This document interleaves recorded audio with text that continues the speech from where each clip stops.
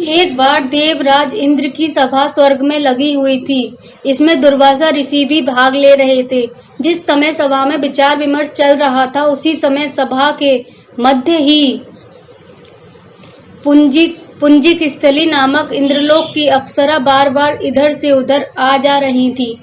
सभा के मध्य पुंजिक स्थली का यह आचरण ऋषि दुर्वासा को अच्छा न लगा।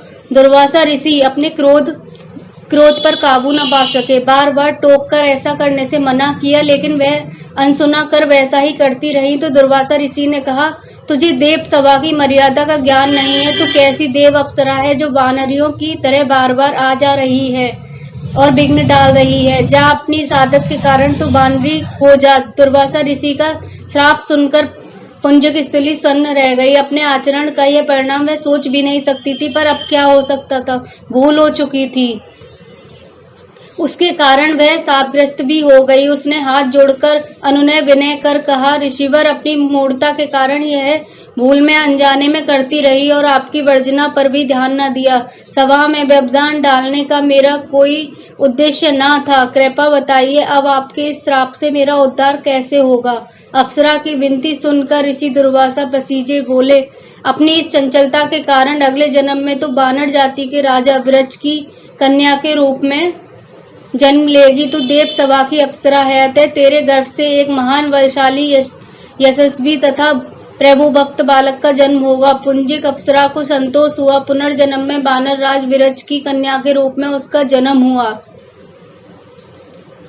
उसका नाम अंजना रखा गया। विवाह योग्य होने पर इसका विवाह वानर राज केसरी से हुआ। अंजना केसरी के साथ सुखपूर्वक प्रवास तीर्थ में रहने लगी। इस क्षेत्र में बहुत शांति थी तथा बहुत से ऋषि आश्रम बनाकर यज्ञादि करते रहते थे।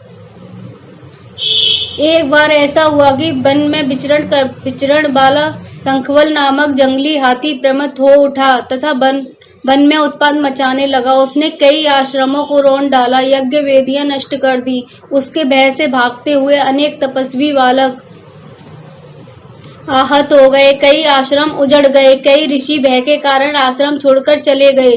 केसरी को जब शंखवल नामक हाथी के इस उत्पात का पता चला तो वह आश्रम तथा आश्रम वासियों की रक्षा के लिए तत्काल वहां आ गए और शंखवल को बड़ी कुशलता से घेर कर उसके दोनों दांतों को पकड़कर उखाड़ दिया। पीड़ा से चिंगाड़ता हुआ वह हाथी वहीं धराशायी हो गया और मर गया। आश्रम की रक्षा के लिए उनके अचानक पहुंचने तथा हाथी को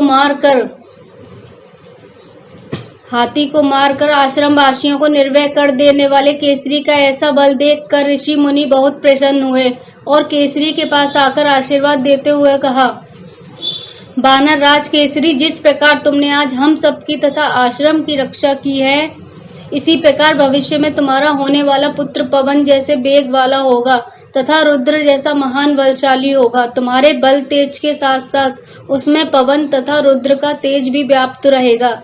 केसरी ने कहा, ऋषिवरों,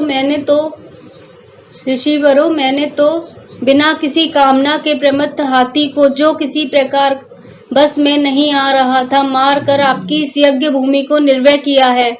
आपका दिया यह स्वतः आशीर्वाद मुझे शिरोधार्य है। केसरी ऋषियों को प्रणाम कर चले गए। समय आने पर अंजना के गर्भ से एक बालक का जन्म हुआ। उसमें अपने बाल्यकाल से ही ऋषियों द्वारा दिए गए आशीर्वाद का तेज झलकने लगा। आश्रमों में वह पवन वेग की तरह जहां तहां पहुंच जाता। आश्रमों में विघ्न डालने वाले वन्य जीवों तथा दुष्ट व्यक्तियों को अपने अपार बल से खदेड़ देता। अपने इस पराक्रम से वह मदमत हो जाता था और अपने साथियों के साथ वह आश्रमों में क्रीड़ा करने लगता। उसको खेलने से कोई नहीं रोकता तो वह उसको भी तंग करने लगता। बालक तो था ही।